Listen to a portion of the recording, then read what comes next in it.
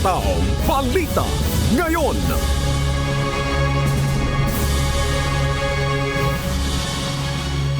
Magandang umaga Luzon, Visayas, Mindanao at sa buong mundo. Oras natin sa buong kapuluan, alas 5:03 ng umaga, Philippine Standard Time. Ako po, si Annie Rentoy. Ngayon po ay araw ng Miyerkules, ika-29 sa buwan ng Enero taong 2025. Tayo po ay sabayang napapakinggan sa Radyo La Verdad 1350, ang UNTV Radio. Ako po ang inyong amigo, Sherwin Kulubong. Good morning sa iyo, amigo. Yes, good morning, Annie. At kung tatanong mo, kumusta yung ating naging biyahe, Maalwan. Maalwan ang biyahe natin ngayon, lalo na sa Skyway. Dahil medyo malapad na yung kalsada natin. Open na yung 5 and 6 lane dyan sa South Luzon Expressway, Annie. Okay, ako naman tatanungin mo. Pagdating ko dito, talaga naman yung saya ng ating mga empleyado, hindi pa rin hindi pa rin natatapos kung ano yon. Ayan, baka mamaya magkakwentuhan yung mga kasama natin. At ganun din po kami, pwede kami mag-share. Pero again, napakasaya ng environment namin mga kasambahay. Kung bakit, mamaya, kukwento namin yan hanggang dun sa serbisyong bayanihan. Ayan, at siyempre, Annie, makakasama rin natin ngayong umaga ang ating global correspondent na si Marie Peñaranda mula sa Austin, Texas, USA para ihatid naman ang mga balita mula sa iba't ibang panig ng mundo. Maraming salamat sa iyo, Marie. Samantala, simulan na natin ang balitaan. Narito po ang malalaki at makabuluhang balita ngayong araw. Hataw Balita ngayon. Dinismiss ng Quezon City Prosecutor's Office sa mga reklamong direct assault, disobedience to authority at grave coercion kina Vice President Sara Duterte at aide nito na si Police Colonel Raymond Dante Petina Lachica. May kinalaman ng reklamo sa nangyaring insidente noong November 2024 sa Veterans Memorial Medical Center o BMMC. Kaugnay sa paglilipat kay Attorney Sulika Lopez na Chief of Staff ni VP Sara mula BMMC patungong St. Luke's Medical Center. Batay sa resolusyon ng piskalya, lumalabas na wala namang pananakit na nangyari, pagsuway sa utos o kaya coercion o intimidation na ginawa ang pangalawang pangulo sa complainant na si Police Lieutenant Colonel Van Jason Villamor.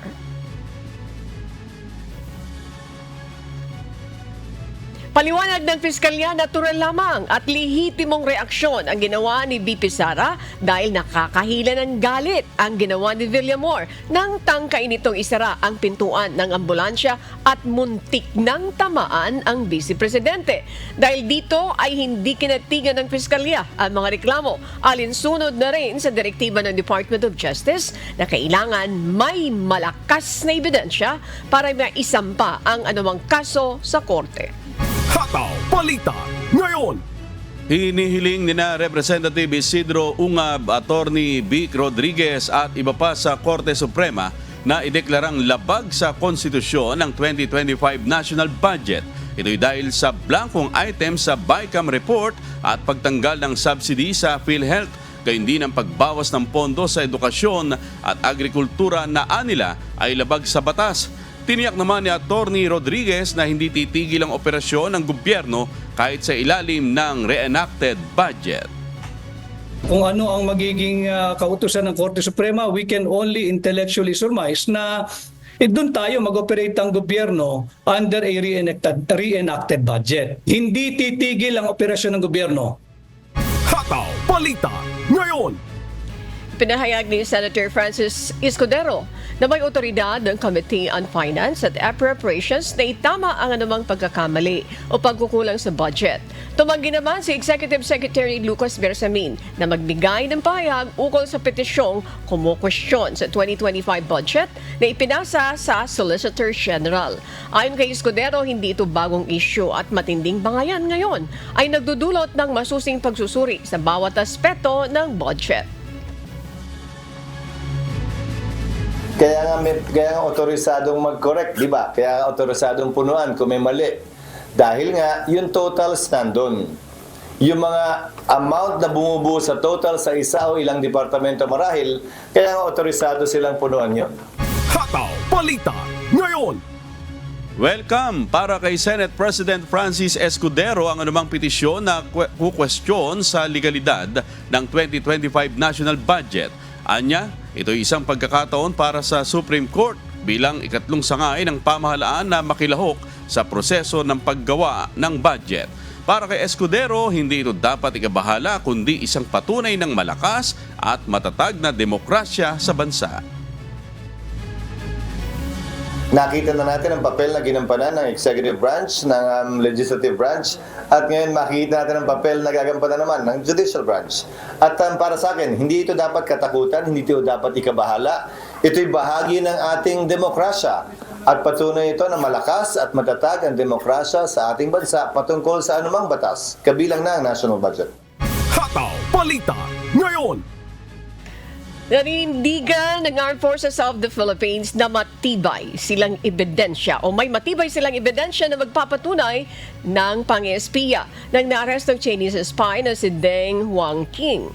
Ayon sa AFP, unauthorized surveillance ng mahalagang infrastruktura tulad ng EDCA sites, dams at hydropower plants ay sinagawa ni Deng. Nauna na itinanggi ni Noemi Deng, asawa ng Chinese, na naaresto ng espiya si Deng at iginigiit na nagtatrabaho ito bilang surveyor para sa self-driving ng sasakyan. Nahuli si Deng noong January 7 sa Makati, kasama ang dalawang Pilipino at naharap ngayon sa kasong espionage. But for the Armed Forces of the Philippines, we look into the evidence-based results of this investigation and anything in our power to help in aiding that the truth come out from this, we will do in the AFP. Hataw Balita ngayon. Isang mangingisdang Pilipino ang pumanaw habang nasa karagatang sakop ng Silangguin, Zambales. Ayon sa Philippine Coast Guard o PCG, bagamat naroroon ang Chinese Coast Guard Vessel 3304, hindi ito tumulong at nagpatuloy pa sa shadowing activity. Sinabi ni Commodore J. Tariela ng PCG na ang hindi pagtulong ng Chinese Coast Guard ay nagdulot ng kahirapan sa operasyon ng pagsagip sa mangingisdang Pilipino. And what is surprising is that they never really attempted to express help or assistance. Ang ginawa pa nga nila, they still shadowed the Filipino fishing boat and Coast Guard vessel, which made it very hard for the Filipino fishing boat to maneuver to get near to our Coast Guard vessel, BRP Cabra. Hataw Balita ngayon. Nagsasagawa ng medical assistance ng BRP Cabra sa isang mangingisdang Pilipino na nasawi sa karagatang sakop ng Zambales.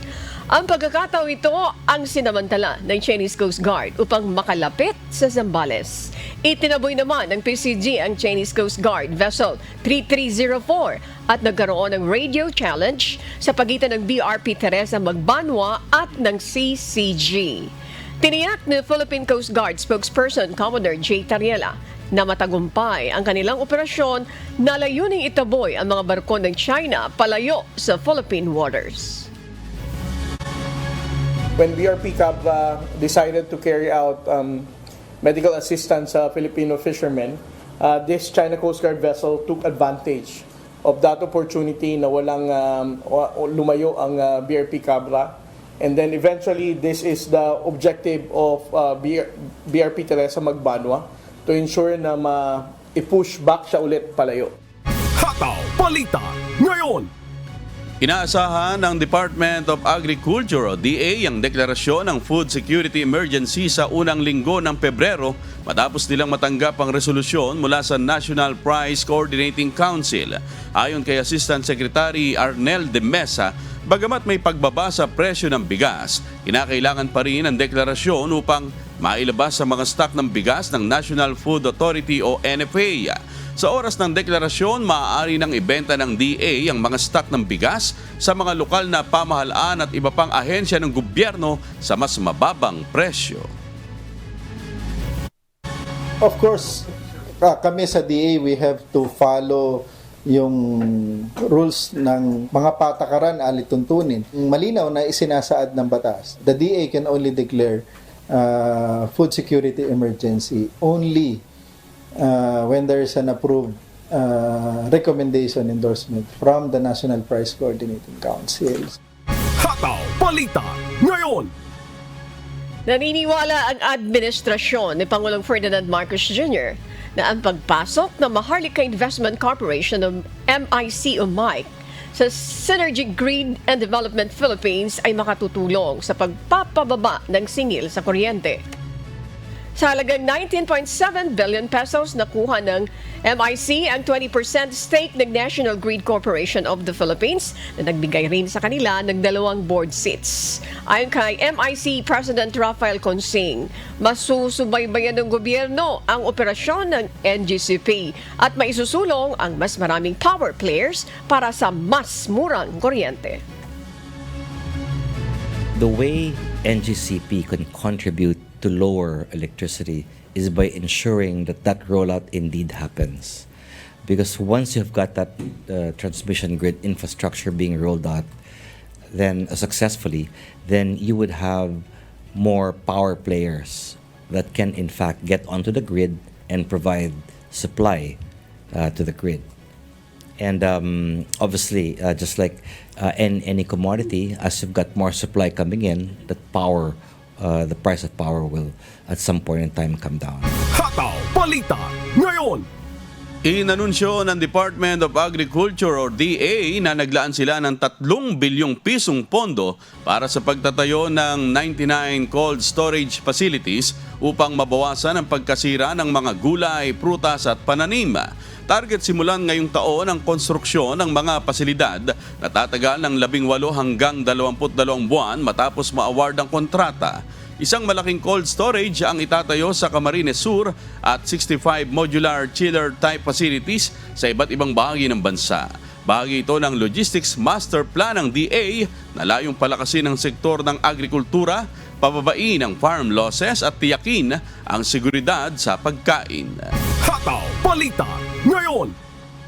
Muling sinampahan ng reklamo si dating Health Secretary Janet Garin at iba pang opisyal kaugnay ng mga pagkamatay na inuugnay sa dengue vaccine. 4 na individual ang naghain ng reklamong reckless imprudence resulting in homicide, paglabag sa Anti-Tertiary Act, Consumer Act at Philippine Pharmacy Act laban kina Garin at mga dating opisyal. Tinawag naman ni Garin ang reklamo bilang copied and pasted at nanindigan panalo para sa siyensya ang pagbasura ng DOJ sa naunang mga kaso laban sa kanya. Hataw Balita ngayon. Patuloy ang mga aksidente sa Marilake Highway, partikular sa mga lugar tulad ng Palo Alto, Devil's Curve at Mount Masungi kung saan nakapagtala ng 13 road accidents mula January 1 hanggang 28. Ayon kay PNP HPG spokesperson Police Lieutenant Dame Malang, magdadagdag sila ng 10 hanggang 15 tauhan mula sa Rizal upang magbantay sa mga lugar na madalas pagdausan ng motorcycle races. Babala ni Malang sa mga motorista na iligal na nagkakarera ng motorsiklo sa lugar, may nakatakdang parusa para sa sinumang mga mahuhuli ng mga otoridad. Pinagabawal po sa ilalim pa rin po ng batas ng RA 4136 pero muli talaga pong tinututukan pa ng ating Highway Patrol Group ito pong kabuang insidente ni po ito at para hindi po kagad maparisan na at di na po maulit pa yung gantong insidente. Maari po silang maharap sa mga kaso or kagaya rin po ng mga nabanggit po din natin sa mga kasama po natin sa media, no, ay maaari po ma-revocate yung kanila pong lisensya, lalo tigit po yung mga fine na nakakakibat po para po sa mapakikita po natin kung sino po may sala, kung bakit nangyari po ito. Hataw Balita ngayon. Magpapalabas ng show cause order ang Commission on Higher Education upang pagpaliwanagin ang pamunuan ng Westlink College of the Philippines kaugnay ng reklamo ng mga estudyante tungkol sa isang off-campus activity sa Bataan noong January 26.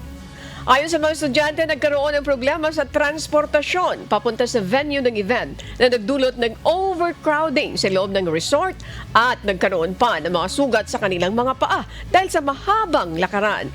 Inatasan ni SHED Chairperson Prospero D. Vera ang SHED NCR na imbestigahan ang insidente at alamin kung bakit hindi nabigyan ng sapat na transportasyon ang mga estudyante na nagbayad para sa event. Hataw Balita ngayon. Nilinaw ng Department of Labor and Employment o DOLE na hindi makatatanggap ng sahod ang mga empleyado sa pribadong sektor na hindi magtatrabaho ngayong araw, January 29, na idineklarang special non-working day dahil sa Chinese New Year. Sa pay rules na inilabas ng DOLE, kung magtatrabaho ang isang empleyado ngayong araw ay makatatanggap ito ng dagdag na 30% ng kanyang basic wage para sa unang 8 oras ng trabaho. Para sa trabaho na lalampas ng 8 oras, may karagdagang 30% ng hourly rate ang matatanggap at kapag ang araw ng trabaho ay natapat sa rest day, may dagdag na 50% sa unang 8 oras ng trabaho.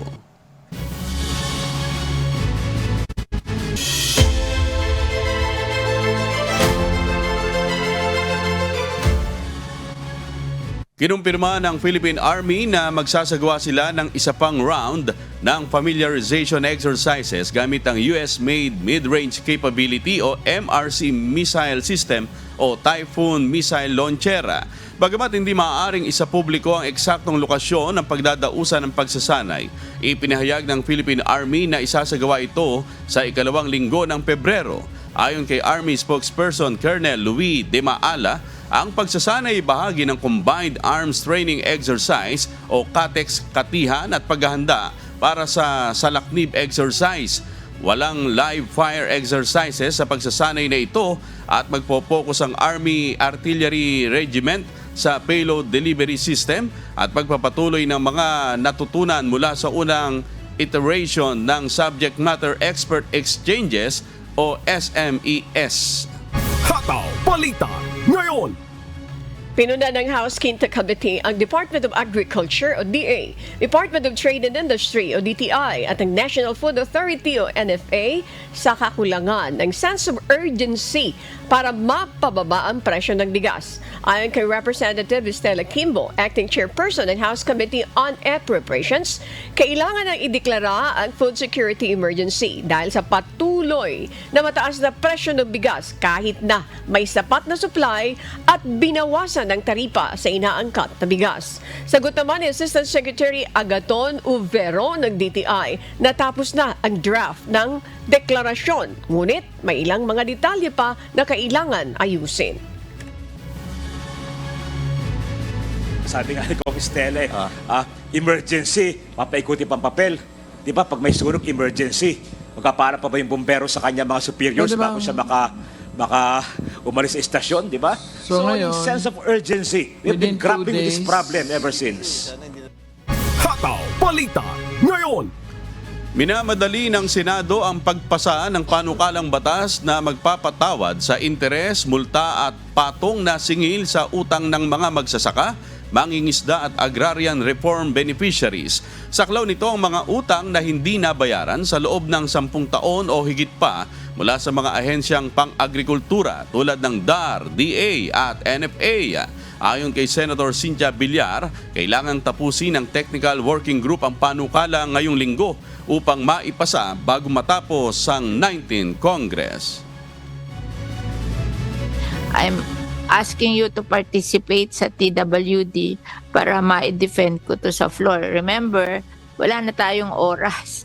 We have to do the TWD today because the last session days will be next week. Hataw Balita ngayon. Tiniyak ng Department of Agriculture na may sapat na supply ng sibuyas sa mga pamilihan hanggang sa susunod na buwan mula sa mga cold storage. Kasabay ng inaasahang anihan ng sibuyas. Ayon kay Assistant Secretary Arnel de Mesa, hindi dapat mag-alala ang publiko dahil may nakatakda ang anihan ng sibuyas. Sinabi rin niya ang kontrolado na ng DA ang mga kaso ng pamimeste sa mga tanim na sibuyas, isang isyong karaniwang nangyayari bago magsimula ang tag-init.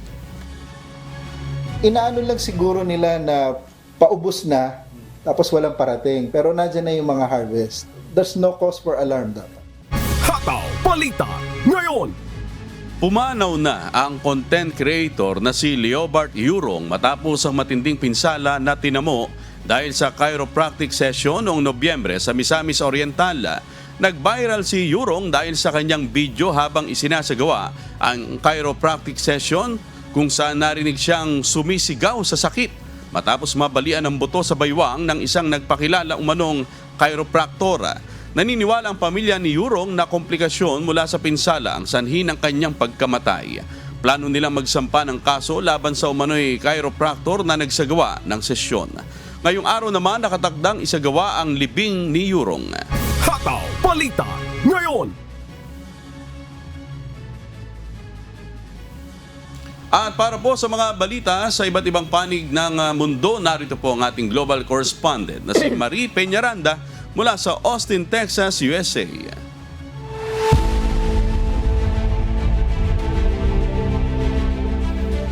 Hataw Balita ngayon.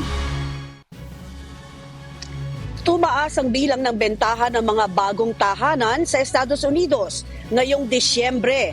Sa kabila nito, bumabagal naman ang pagtaas ng presyo ng mga bahay dahil sa pagtaas ng supply. Ito ang humahataw na balita ni James Bontuyan.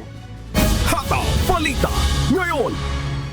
Nagulat ang marami sa pagtaas ng bentahan ng mga bagong tahanan sa Estados Unidos ngayong Disyembre, kung saan umabot na ito sa 3.6% o 698,000 units. Batay sa ulat ng Commerce Department, mahigit ito sa inaasahan ng mga ekonomista na 675,000 units lamang.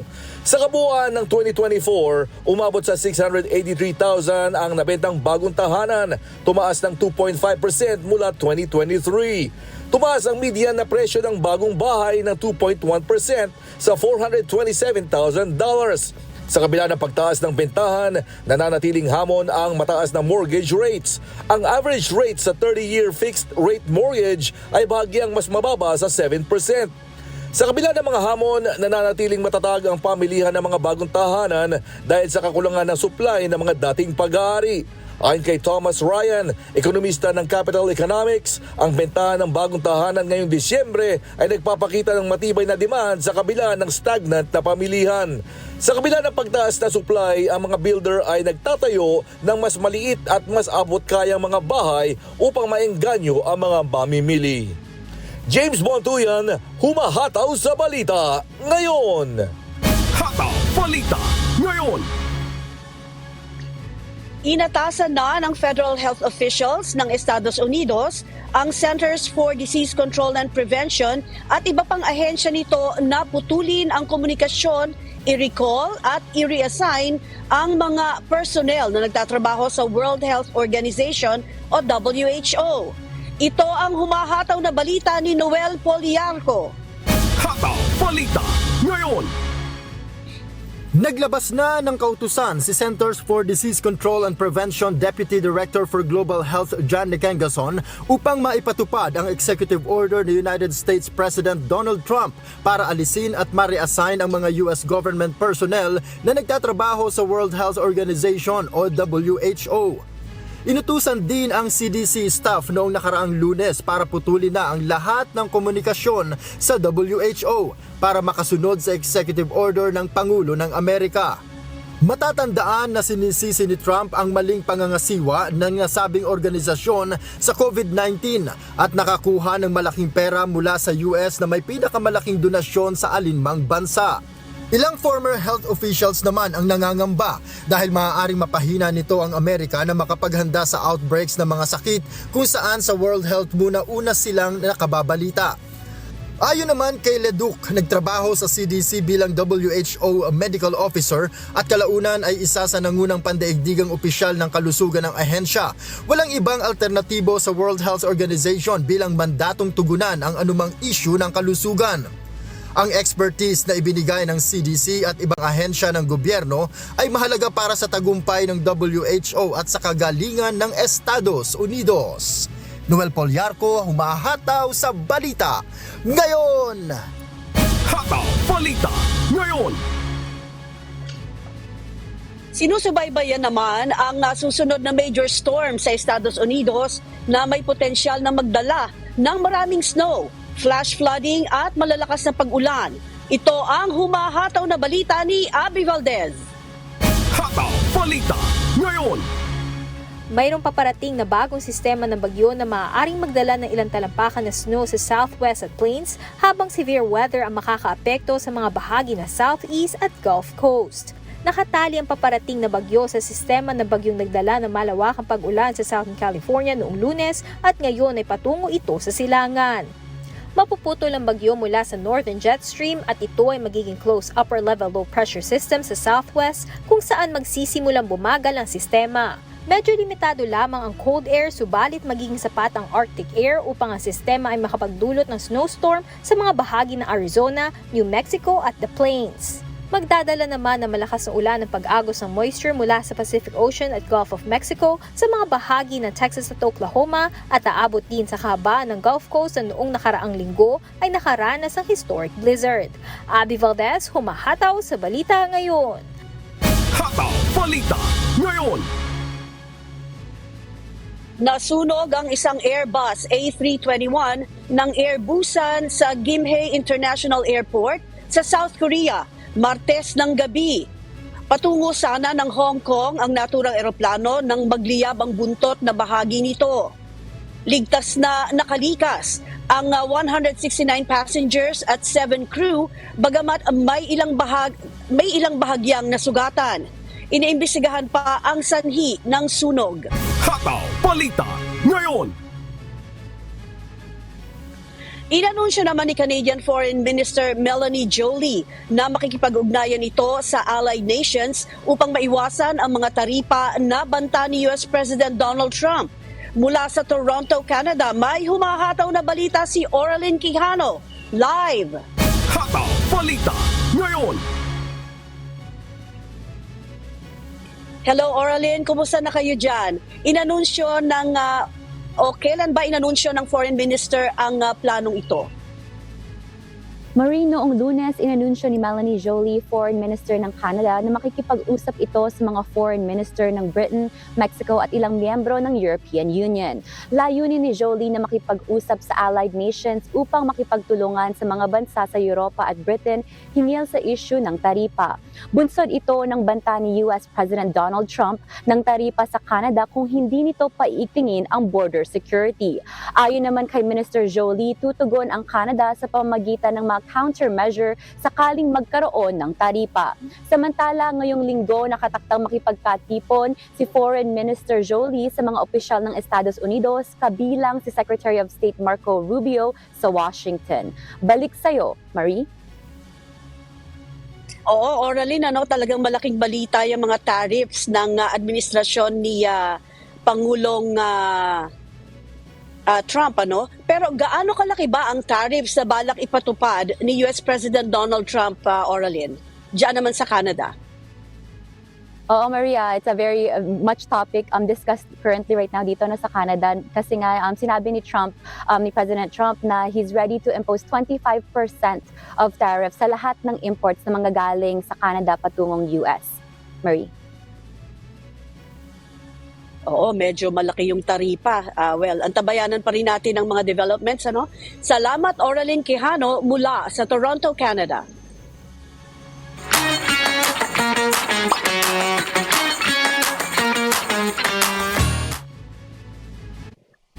Magkakaroon ng webinar tungkol sa human trafficking na iahandog naman ng Migrant Workers Office sa Washington, D.C. Samantala, opisyal nang binuksan ang Philippine Consulate sa Palma de Mallorca. Ito ang humahataw na balita ni Lynn Perez. Hataw Balita Ngayon. What's up, kabayan? Maghandog ng webinar ang Migrant Workers Office or MWO Washington, D.C. tungkol sa human trafficking. Gaganapin ito sa January 31st sa alas 7 ng gabi via Zoom. Sa mga interesadong dumalo, mag-register lamang sa link na matatagpuan sa official Facebook page ng OWA Washington, D.C. sa facebook.com/OWA Washington, D.C. USA. Samantala, magsasagawa naman ng consular outreach mission sa Kota Kinabalu, Sabah mula February 8 to 10, alas 8 ng umaga hanggang alas 5 ng hapon. Ilan sa mga serbisyong ipagkakaloob ay ang passport services, report of birth at travel document. Para mag-secure ng inyong mga appointment, mag-book lamang sa link na matatagpuan sa official Facebook page ng Philippine Embassy sa Malaysia sa facebook.com/PHInMalaysia. Naglabas naman ng updated na listahan ng Philippine Embassy sa Egypt ng mga newly arrived passports na ready na for release. Maaari makita ang mga available passport for release sa bit.ly/Cairo PE Release PPT. Sa mga nais mag-claim ng kanilang mga passport, mag-book lamang ng inyong appointment sa bit.ly/Cairo PE Appointment at huwag kalimutang dalhin ng inyong lumang passport at resibo. Opisyal nang binuksan ng Philippine Consulate sa Palma de Mallorca upang magbigay serbisyo sa ating mga kababayan sa lugar. Bukas ang konsulado mula Lunes hanggang Biyernes sa alas 9 ng umaga hanggang alas 5 ng hapon. Para sa kumpletong address, magtungo lamang sa official Facebook page ng Philippine Consulate sa Barcelona sa facebook.com/PH in Barcelona. Lynn Perez, sumahataw sa Balita Ngayon. Hataw Balita Ngayon. At yan po ang mga balita mula sa iba't ibang panig ng mundo. Mula naman rito sa Austin, Texas, USA, ako si Marie Peñaranda. Magandang araw mga kasambahay, Annie, amigo. Hataw Balita Ngayon. Salamat, Marie. Samantalang inaasahan na tataas ang bilang ng mga biktima ng online love scams. Ngayong Pebrero, aabot sa 15 na Pilipino kada araw ang nagiging biktima ng mga scam kung saan ang mga salarin ay nagpapanggap na may romantikong intensyon at hihingi ng pera mula sa kanilang biktima. Kaugnay niyan, makakapanayam natin si ASEC Assistant Secretary Renato Aboy Paraiso, ang tagapagsalita ng Department of Information and Communications Technology o DICT upang magbigay ng impormasyon ukol sa issue. Magandang umaga po sa inyo, ASEC Aboy Paraiso. Maraming salamat po sa inyong pagpapaunlak sa amin ngayong umaga. Kumusta po kayo? Araw ho, magandang umaga Ma'am Annie sa inyong mga taga-subaybay, taga-panood, taga-pakinig. Maraming salamat po sa muling pag-imbita sa amin sa inyong programa. Salamat po. Ang unang tanong namin po, ASEC Aboy, ano po ba ang epekto ng modus na love scam sa mga biktima nito at gaano po ba ito kapanganib? Naku, Ma'am Annie, ang sinasabi nating love scam ay nagdudulot ho ng double agony o pinsala sa emosyonal at pinansyal na aspeto ng isang tao. Maraming biktima ho ang nawawala ng malaking halaga ng pera at ang trauma na dulot ho ng scam ay maaaring magdulot ng kawalan ng tiwala sa ibang tao ng mga nabibiktima ho nito. Kapansin-pansin ho na nagiging aktibo ang mga scammers tuwing month of love ngayong Pebrero, tulad ng Valentine's Day, Christmas Day, kung saan ho naghahanap ho tayo ng mga mga kahalubilo, mga kasama, habang tayo nag-iisa naman ho. Okay, ASEC Aboy, follow-up question. Balita namin, ang karaniwang nabibiktima nito ay mga senior citizens. Bakit po ang mga senior citizens ang nagiging biktima dito sa love scam na ito? Well, karamihan ho sa mga senior citizens o yung mga madalas ho naiiwan na ho sa buhay, yung mga anak ho nila o yung mga mahal nila sa buhay, may kanya-kanya na ho mga pamilya. So sila ho naghahanap ho ng mga makakasama, makakausap, which later on develops into something more romantic. At dito ho nagkakaroon ng pagkakataon yung mga scammers ho, mabiktima ho sila. Okay. Paano malalaman po ng publiko kung ang nakakausap nito ay isa na palang love scammer? Ano yung palatandaan? Ano yung mga red flag na pwede namin maipagkaloob? Pwede natin maipagkaloob na impormasyon sa ating mga nanonood dito sa Hataw Balita, ASEC Amoy? Well, ayon ho sa CICC, ito naririto ho ang ilang mga palatandaan ng isa ay sa mga nakakausap nyo ay mga love scammers. Una ho, ang kanilang larawan ay maaaring sobrang perpekto, Ma'am Annie. This is born because of marahil ho, ito ay AI generator or ninakaw mula ho sa iba. Pangalawa ho, madalas nilang iniiwasan ang video calls or personal na pagkikita ho kahit anong pilit ho natin.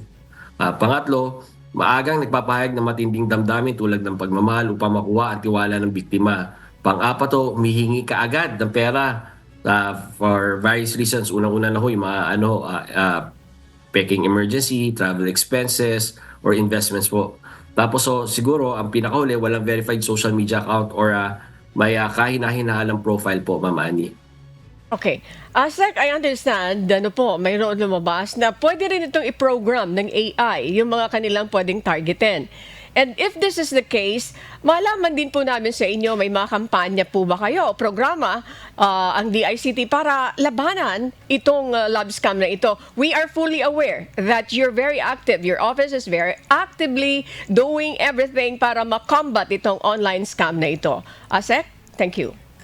Ay, tama ho, Ma'am Ani. Ang DICT ho sa pangunguna ng CICC, which is chaired by our Secretary Ivan Uy, ay naglulunsad ng mga kampanya upang labanan ng mga love scams. Ang tawag ho natin dito is Unmatched PH 2025. Sa isang press conference ho na ginanap noong Enero 22, 2025, tinalakay ho ang anatomy of online scams in the Philippines po. Paano i-spot at ang red flags, iba't ibang uri ng love scammers at iba pa ho. Bukod dito, nagbibigay ng paalala ho ang inyong DICT at ang CICC sa publiko na maging mapanuri upang maiwasan ang pagiging biktima ng love scams. I-verify ho ninyo yung mga identity ng mga kumukontak ho sa inyo. Iwasan ang pagpapadala ho ng pera. Iwasan lalo ang pagbabahagi ng mga personal or sensitive information. Lalong-lalo no, ito ay magagamit para ma-access yung mga financial information nyo ho. Mag-ingat sa mabilis na pag-usad na relasyon at ispat ang kahina-hinalang aktibidad sa social media platforms. At iti-report ho nyo sa ating hotline 1326 ho, with professionals on the other line para i-profile ho kayo at i-profile ho yung mga ginagawa ho sa inyo at magabayan ho kayo ano yung mga steps para maiwasan ho maging biktima kayo. Okay. Ano yung possibility na ma-track down ito po? Especially yung sinasabi natin kanina na pwede ka din i-program ng AI. Now, ano yung possibility? I know you're doing something para i-surveillance. May mga surveillance kayo ginagawa. And isama nyo na rin po sa mensahe ninyo para makaiwas yung ating mga kababayan sa ganitong klaseng scam. Ano yung mga dapat gawin? Pakisagot na rin po yung aking katanungan a while ago, Asek Aboy. Thank you so much po. Unang-una, doon sa unang part ng tanong nyo, ano ginagawa ho natin, katawang ho natin ang iba't ibang mga pribado sektor tulad ng Who's Called, Converge, ICT, Maya at iba't iba pa mga private sector. So, para ho magtulungan tayo para ma-track down to, ma-profile at ma-report yung mga iba't ibang mga numero at mga profiles na ginagamit ho ng mga scammers na to at masugpo. Kasi ho, minsan ho, ginagamit nila, because of the SIM Card Registration Act, pwede na natin aktibong ma-block yung mga numbers na to. Importante ho, kahit hindi kayo na-victim mo, ma-report itong mga to para ho ma-block natin yung mga numbers na to. Pangalawa ho, pinapaalala natin sa mga publiko, kaya yung sinabi natin kanina na maging mapanuri, maging we even adopt yung culture na maging mapagduda ho because of what's happening now dito sa digital age ho natin. Especially with the mandate of our president na to digitalize everything, katuwang na ho sa pagdidigitalize ng ating Pangulong Ferdinand Marcos Jr. ay yung pagpapaigting ng cybersecurity natin at pagpapaigting din ho ng cybersecurity awareness ho natin. Ito ang pinakamabisang panlaban ho natin dito sa mga scammers na to. Again ho, sa ating mga kababayan, huwag ho tayong padalos-dalos, huwag ho tayong bumigay agad. Kahit minsan alam natin na sa mga ganitong panahon, may mga kababayan tayong marurupok, maging mapagduda ho tayo. Maraming salamat po sa inyong oras. Assistant Secretary Renato Aboy Paraiso, ang tagapagsalita ng Department of Information and Communications Technology o DICT. Maraming salamat. Magandang umaga po. Maraming salamat din po, Ma'am Annie. Magandang umaga po.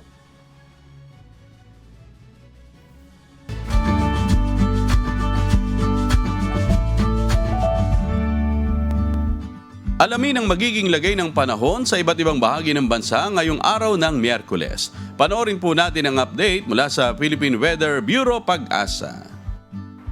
Magandang umaga po sa ating lahat. Narito ang weather update for Wednesday, January 29, 2025. Sa ngayon, wala pa rin naman tayong minomonitor na anumang bagyo or low pressure area sa loob at labas ng ating Philippine Area of Responsibility. Pero sa ngayon, meron tayong 3 weather system na nakakaapekto dito sa ating bansa. Una na dito ang northeast monsoon or ang hanging amihan na umiiral dito sa may buong Luzon. Kaya kung mapapansin po natin, noong mga nakaraang araw ay malamig na panahon po ang ating nararanasan. Samantala, easterlies naman or yung mainit at maalinsangan na hangin na nanggagaling sa dagat Pasipiko ang umiiral dito sa may Mindanao. Dahil po sa northeast monsoon, which is malamig na hangin, and easterlies, mainit at malinsangan na hangin, yung banggaan or yung salubungan nito ay nagre-resulta sa tinatawag nating shear line na nakakaapekto dito sa May, Visayas. Meron tayong nakataas na gale warning dito sa coastal waters ng Batanes, Cagayan, kasama na ang Babuyan Islands, Isabela, Ilocos Norte, Ilocos Sur, Aurora, Northern Quezon, kasama na ang Pulilio Islands. Kaya pinapaalalahanan po natin ang mga kababayan po natin na delikado pumalaot sa mga nasabing coastal waters natin. Ang sunrise mamaya ay 6:25 a.m. at ang sunset mamaya ay 5:54 p.m. Para sa karagdagang impormasyon, bisitahin ang aming mga social media pages at ang aming website pag-asa.dost.gov.ph. At napanood po natin ang update mula kay Pag-asa Weather Specialist Janelle Dominguez. Tandaan, sa bawat araw na ating nasisilayan, tayo magpasalamat sa Diyos na may lalang. Hataw Balita ngayon.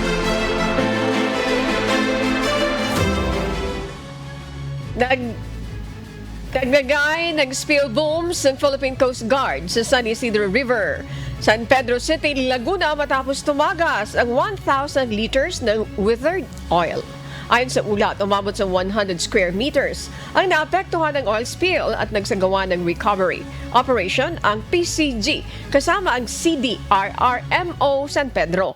Ang tagas ay nagmula sa nasunog na bodega sa loob ng King Gian Complex kung saan nakaimbak ang daan-daang drum ng motor oil.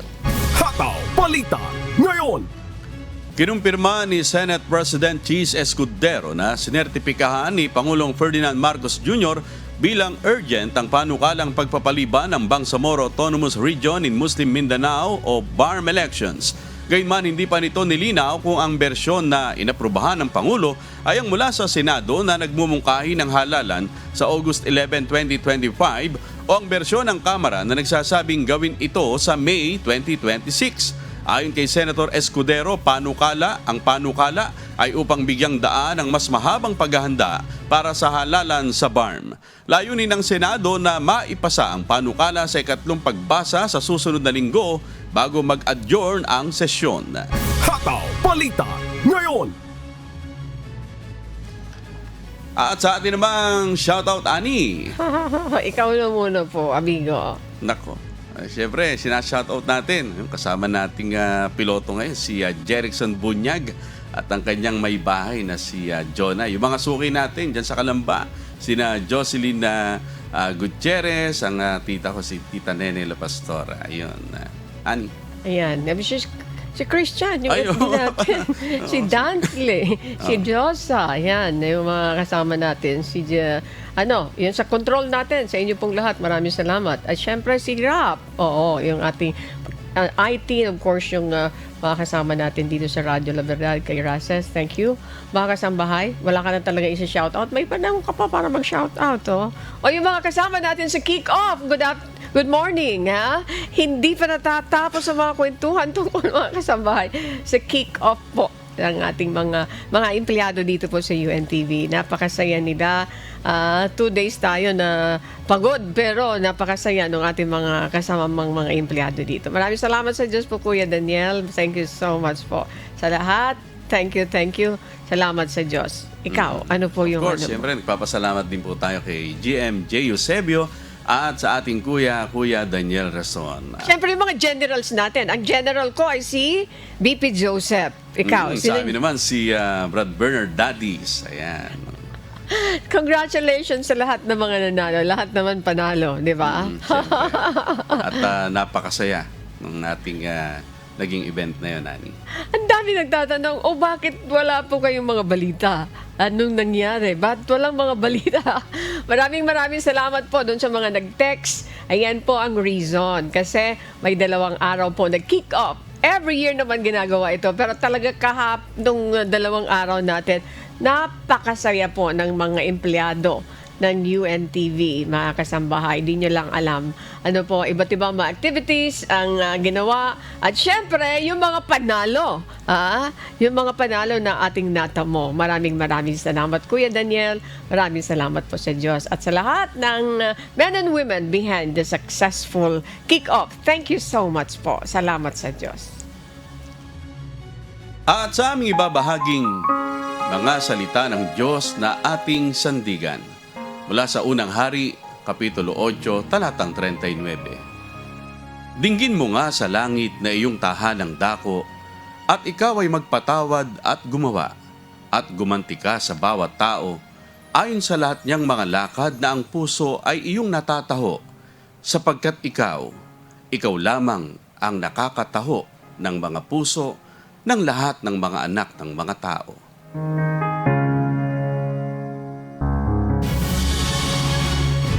At yan po ang mga humahataw na balita ngayong umaga ng Miyerkules, ika-29 sa buwan ng Enero 2025. Kalimutan ko yung pilot ko, si Bernie at saka si Brad Edison. Sorry po, Maraming salamat. Okay? Mayroon ka na. Nagpaalam ka na. Nagpaalam sige na. Sige na. Of course, ako po ang inyong amigo, Sherwin Kulubong. Sa ngalan po ng lahat ng bumubuo ng UNTV News and Rescue, UNTV Radio La Verdad 1350 at ng ating mga correspondent mula sa Pilipinas at sa iba't ibang panig ng mundo. Ako naman po si Annie Rentoy. At dito sa UNTV at UNTV Radio La Verdad 1350, Diyos ang aming sandigan. Serbisyo publiko ang aming pinahahalagahan. Susunod na po ang Good Morning Kuya. Salamat po sa Diyos at magandang umaga.